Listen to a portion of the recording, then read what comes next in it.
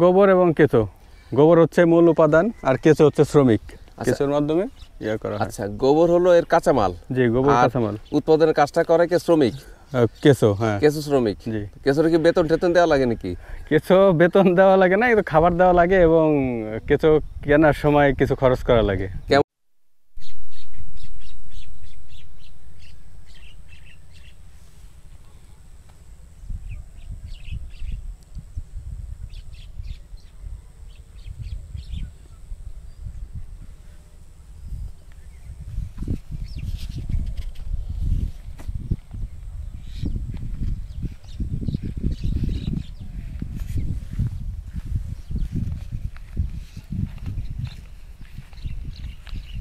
বস্তা করে এগুলো কি আনা হইলো? Vermi compost. ভার্মি কম্পোস্ট, জৈব সার। তো জৈব সার সম্পর্কে আমরা আজকে কৃষকদেরকে কিছু জানাইতে চাই। এই জৈব সার কি আপনার কেনা না বানানো? না, এটা আমার নিজের উৎপাদিত, আমার খামারের তৈরি জৈব সার। আচ্ছা, কি দিয়ে বানানো হয়? এটা কি দিয়ে বানাইতে হয়? এটা গোবর এবং কেঁচো। গোবর হচ্ছে মূল উপাদান আর কেঁচো হচ্ছে শ্রমিক। কেঁচোর মাধ্যমে করা হয়। আচ্ছা, গোবর হলো এর কাঁচামাল। জি, গোবর কাঁচামাল। উৎপাদনের কাজটা করে কে? শ্রমিক। কেঁচো, হ্যাঁ, কেঁচো শ্রমিক। জি। কেঁচোর কি বেতন টেতন দেওয়া লাগে নাকি? কেঁচো বেতন দেওয়া লাগে না, কিন্তু খাবার দেওয়া লাগে এবং কেঁচো কেনার সময় কিছু খরচ করা লাগে। কেমন খরচ করা লাগে? কেঁচোর কেজি আমি যখন নিয়ে আসছিলাম প্রায় 1 বছর আগে 2000 টাকা কেজি। 2000 টাকা? হ্যাঁ, এটা তো সর্বনাশ। তাও তো এখন আমি বিক্রি করি, এখন আমি বুঝি যে আসলে 2000 টাকা আসলে বেশি না, 2000 টাকা আসলে নর্মাল রেট। এত দাম কেন কেঁচো? কেঁচো তো মাটির ভিতরে, রাস্তাঘাটে মাটির ভিতরে অভাব নাই কেঁচোর। আসলে এটা ওই নর্মাল আমাদের দেশি মাটির ভিতরে যেগুলো থাকে এই কেঁচো না, এটা হচ্ছে থাইল্যান্ডের একটা জাত। থাইল্যান্ডের উন্নত মানের একটা কেঁচো, যেটা এটার শোষণ ক্ষমতা বা খাওয়ার ক্ষমতা এবং মলত্যাগের ক্ষমতা অনেক বেশি, এবং এটার সাথে যে লালা আছে সেই লালাটা মাটির জন্য খুবই প্রয়োজনীয় উপাদান, মানে প্রয়োজনীয় সার হিসেবে কাজ করে কেঁচোর লালাটা। এই জন্য এটা এত দাম? জি, এই জন্য। আরেকটা বিষয় আছে, যেটা হচ্ছে এই কেঁচোটা কালেক্ট করা একটা বিশাল ব্যাপার। 1 কেজি কেঁচো কালেক্ট করতে অনেক মানে পরিশ্রম করতে হয়। যেমন 1 কেজি কেঁচো একজন মানুষ যদি কালেক্ট করতে যায় তাহলে 3-4 ঘন্টা সময় লেগে যায়, এই জন্য এটার দাম আসলে বেশি। আচ্ছা, এই প্রসেসিংটা একটা মানে কস্টলি প্রসেস, মানে এই জন্য সময় সাপেক্ষ, এই জন্য এটা দাম বেশি। এই জন্য দাম বেশি। আচ্ছা, তাহলে আমরা আজকে, আপনি তো একজন প্র্যাকটিক্যাল কৃষক মনে হচ্ছে, কেঁচোর বস্তা মানে সারের বস্তা করে নিয়ে আসলেন, দূর থেকে আমি আপনাকে লক্ষ্য করছিলাম। তো আমাদেরকে কেঁচো সম্পর্কে তো বা সার সম্পর্কে তো জানালেন। এখন এই সার, এটা দেখি এটা কি অবস্থা, এটা দেখতে কেমন? আচ্ছা, এই যে হচ্ছে জৈব সার, কিন্তু দেখতে অনেকটা চায়ের দানার মতো দেখা যায়। চায়ের দানার মতো। এটা গোবরটা কেঁচো খাইছে, খাওয়ার পরে যে মল ত্যাগ করছে, যেটা আমাদের দেশে দেখা যায় যে মাটি খায় কেঁচোতে গুড়ি গুড়ি মাটির দানা। আচ্ছা আচ্ছা, এটা হচ্ছে গোবরের দানা। গোবর খায়, গোবর ওটাকে আবার, জি, এটা চায়ের দানার মতো। তো এটা শুকায় বা এটা ওই যে চেলে চালার পরে নিয়ে আসি। এটা আমি ইউজ করার সময় অনেক সময় চালি না, কিন্তু এটা আসলে বিক্রি করার জন্য ছিল। তো আমার এখন জরুরি প্রয়োজন, এই জন্য আমি এইখান থেকে নিয়ে আসছি। যেটা আমি নিজে ইউজ করি এটা চালা লাগে না বা চালি না, যেটা বিক্রি করি সেটা হচ্ছে চেলে দিই মানুষকে। আচ্ছা, আপনি জৈব সার বিক্রিও করেন? জি, জৈব সার বিক্রি করি। আচ্ছা, তাহলে তো ভালো কথা। জৈব সার বিক্রি করলে তা আমাদের দেশে অনেক খামারি আছে যারা জৈব সার চাচ্ছে, কিন্তু জৈব সারটা অ্যাভেলেবেল না।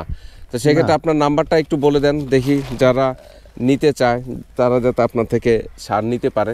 হ্যাঁ স্যার, অবশ্যই বলবো। অবশ্যই আমার এই ভিডিওর নিচে নাম্বারটা দিয়ে দিন, আর আমি মুখে বলতেছি যে 01317462048, এটা হচ্ছে আমার নাম্বার। এই নাম্বারে যোগাযোগ করলে কেঁচো এবং জৈব সার বা কেঁচো সার পাবেন। আমার কাছে না যদি থাকে তাহলে তো এখন একটু ক্রাইসিস চলতেছে, আর উৎপাদন কম প্লাস চাহিদা অনেক, কারণ এখন ফসলের একটা মৌসুম, তো কারণ পেঁয়াজের মৌসুম, তারপরে এই যে আপনার সবজির মৌসুম, এই জন্য প্রচুর চাহিদা। তো আমার কাছে না থাকলে আমি ম্যানেজ করে দিতে পারবো, যোগাযোগ করবেন আমার সাথে। নাম্বারটা আরেকবার বলেন। 01317462048। আচ্ছা, আমি পাশাপাশি দেখতে পাচ্ছি আপনি এখানে রাসায়নিক সার নিয়েছেন কতগুলা। যেই রাসায়নিক সার নিয়ে সারা পৃথিবীতে আন্দোলন চলতেছে যে আমরা খাবারে বা খাবার উৎপাদন করতে রাসায়নিক সারের ব্যবহার কমাবো বা বন্ধ করব। এখানে দেখতেছি আপনি রাসায়নিক সারও নিচ্ছেন। তাহলে আমরা জৈব সারও যদি দেই, রাসায়নিক সারও যদি দেই, তাহলে আমাদের খরচটা ডবল হয়ে যাবে না? না, প্রথম পর্যায়ে মনে হবে খরচটা একটু বেশি, কারণ আমাদের জমিগুলো আসলে এই রাসায়নিক সার দিতে দিতে নষ্ট হয়ে গেছে। তো এটা তো আগে আমাদের জানা ছিল না যে জৈব সার জমির জন্য কতটা প্রয়োজন। আমার মাটিতে জৈবর পরিমাণ থাকার কথা হচ্ছে 5%। 5%, সেইখানে আমাদের দেশে কোথাও 1%-এর বেশি কোথাও জৈব পদার্থ নাই আমাদের জমিতে। তো সেই ক্ষেত্রে এই রাসায়নিক সার এখানে দেওয়ার কথা ছিল যা, তার থেকে আর কম পরিমাণ দিছি। এবং এইটার থেকে আমি শুধু এই জৈবটা এতটুকুই না, এখানে 15 কেজির মতো আছে। তবে এটাই না, আমি যখন জমি চাষ দিছি 10% জমি, এই যে আমার এই পাশে যে জমিটা, এটা আমি চাষ দিয়ে রাখছি আগে। তো যখন চাষ দেওয়া হয়েছে তখন পার শতাংশে 3 কেজি করে জৈব সার দিছি। যেহেতু এটা আমার নিজের জমি, সেহেতু জমিতে আমি বেশি পরিমাণ করে দিছি। আচ্ছা, তাহলে আমরা প্রতি শতাংশে চাষের সময় 3 কেজি করে দিব। প্রতি ফসলে বা প্রতি চাষের সময় 3 কেজি হারে দিতে হবে। এরকম যদি 1-2 বছর দেওয়া হয় কন্টিনিউ, তারপরে রাসায়নিক সারের পরিমাণ আপনার 50%-এ নেমে যাবে ইনশাল্লাহ। আচ্ছা, এবং জমির উর্বরা শক্তি, তার মানে জমিটা যে নষ্ট হয়েছে এই জমিটাকে ট্রিটমেন্ট করতে ঠিক করতে আমাদের প্রথমে মনে হবে যে আমরা রাসায়নিক সারও দিচ্ছি আর জৈব সারও দিচ্ছি, কিন্তু একটা পর্যায়ে দেখা যায় যে রাসায়নিক সার এক পর্যায়ে কমে যাবে, বা দেওয়া লাগবে না, বা কম দেওয়া লাগবে। দেওয়া লাগবে, রাসায়নিক পদার্থ অবশ্যই মাটিতে থাকা লাগবে, বাট সেটার পরিমাণটা কম দিতে হবে। আচ্ছা আচ্ছা, এখানে যে যতটুকু আমার জমি যতটুকু সার দেওয়ার কথা তার থেকে অর্ধেক পরিমাণ 50% আমি রাসায়নিক সার নিছি। আচ্ছা, আর নিতেই হবে, এটা না নিলে হবে না, কারণ মাটি বা এই যে আমার যে জৈব সারটা দিতেছি এটাকে মানে করতে, এটাকে সার তৈরি করতে, মানে এটা ফসলের খাবার উপযুক্ত করার জন্য রাসায়নিক সারটা অবশ্যই দিতে হবে। আচ্ছা, এটা একটা সার, কিন্তু এটাকে জমিতে ফসল যে খাবে সেই খাবার তৈরি করে দিবে হচ্ছে রাসায়নিক সার। আচ্ছা, তো আমরা এতদিন কি মনে করছি যে রাসায়নিক সার দিয়ে এটা জমিকে বা ফসলকে খাওয়াবো, বাট আসলে এটা সম্ভব না। জৈব পদার্থ যদি না থাকে জমিতে, রাসায়নিক সার অনেক পরিমাণ দিয়েও কোনো কাজ হবে না। যেমন আমাদের দেশে এখন কাজ হচ্ছে না, আমাদের দেশে প্রচুর পরিমাণ সার দেওয়ার পরেও ফসল পরিপূর্ণভাবে পাচ্ছি না। কিছুদিন পরে মানে ফসলে রোগ হয়, বা যতটুকু ফলন পাওয়ার কথা ততটুকু ফলন পাই না। তারপর হচ্ছে পানির পরিমাণটা জৈব পদার্থ না থাকার কারণে জমিতে পানির যে পানির সেচ খরচটা অনেক বেশি হয়। জৈব পদার্থ 5% যদি জমিতে থাকতো, মাটিতে থাকতো, তাহলে আমাদের সেচ খরচটা অনেক কমে যেত।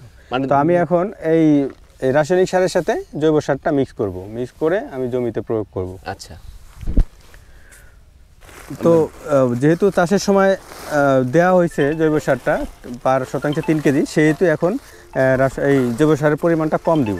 আচ্ছা, আর যদি আপনারা চাষের সময় না দেন, বা আমরা চাষের সময় না দেই, তাহলে এই রাসায়নিক সারের সাথেই ভালোভাবে মিশিয়ে নিতে হবে, মানে একসাথেই বেশি পরিমাণ দেওয়া লাগতো। আচ্ছা, চাষের সময় এই শতাংশ প্রতি 3 কেজি করে দিলেই যথেষ্ট। হ্যাঁ, এবং চাষের সময় বা যদি চাষের সময় না দেওয়া হয়, তাহলে এই যে রাসায়নিক সার দেওয়ার সময় সার দিব, তখন এটা দিতে হবে। এই রাসায়নিক সার দিয়েও কিছুদিন ফালায় রাখা লাগবে জমিটা চাষ দিয়ে। তারপর হচ্ছে এই জমিতে আমি মুসুরি বুনবো। আচ্ছা,